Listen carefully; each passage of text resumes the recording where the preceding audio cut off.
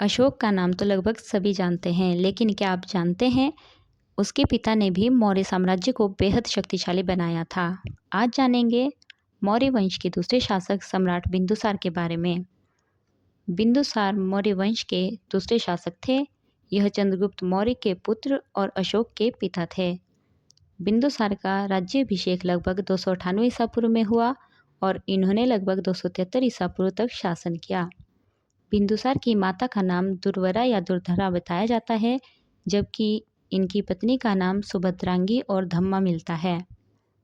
बिंदुसार को अलग अलग नामों से जाना जाता था। इन्हें अमित्रघात कहा गया, जिसका अर्थ होता है शत्रुओं का विनाश करने वाला। यूनानी लेखकों ने इन्हें अमित्रोकेटिस कहा। वायु पुराण में इनका नाम भद्रसार मिलता है और जैन ग्रंथों में सिंहसेन।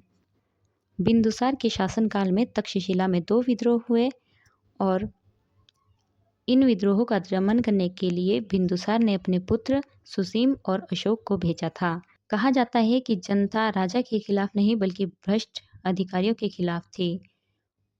इन विद्रोहों का दमन अशोक ने बड़ी उदारतापूर्वक किया। अब जानते हैं बिंदुसार के विदेशी संबंध। बिंदुसार के विदेशी संबंध भी काफ़ी अच्छे थे। स्ट्रेबो के अनुसार सीरिया के शासक एंटियोकस ने डायमेकस नामक राजदूत को बिंदुसार के दरबार में भेजा। यूनानी लेखक एथेनियस कहते हैं कि बिंदुसार ने पत्र लिखकर मीठी मदिरा, सूखी अंजीर और एक दार्शनिक की मांग की, परंतु सीरिया के शासक ने दार्शनिक की मांग को नहीं माना क्योंकि यूनान में दार्शनिकों का विक्रय नहीं किया जाता था।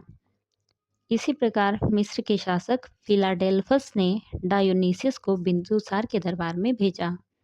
अब जानते हैं बिंदुसार के धर्म के बारे में। बिंदुसार बौद्ध ग्रंथ बिंदुसार को ब्राह्मण धर्म का अनुयायी बताते हैं, जबकि कुछ अन्य स्रोत इन्हें आजीवक संप्रदाय का अनुयायी मानते हैं। आजीवक संप्रदाय के आचार्य पिंगल वत्सजीव बिंदुसार के दरबार में रहते थे। बिंदुसार के प्रशासन की बात करें तो बिंदुसार की प्रशासन व्यवस्था भी काफ़ी मजबूत थी और इन्होंने चंद्रगुप्त मौर्य द्वारा स्थापित प्रशासनिक व्यवस्था का ही अनुसरण किया। इनके पास 500 सदस्यों वाली मंत्री परिषद थी और इनके प्रधानमंत्री खल्लाटक थे। हालांकि कुछ समय तक कौटिल्य भी इनके प्रधानमंत्री रहे। इनका साम्राज्य कई प्रांतों में बंटा हुआ था और जिसके प्रमुख को कुमार या उपराजा कहते थे। इस प्रकार बिंदुसार ने मौर्य साम्राज्य को मजबूती से संभाले रखा और आगे चलकर अशोक ने इसी साम्राज्य को नई ऊंचाइयों तक पहुंचाया। तो ये था बिंदुसार के बारे में। आई होप आपको ये वीडियो पसंद आया हो। नेक्स्ट क्लास में हम अशोक के बारे में विस्तार से जानेंगे।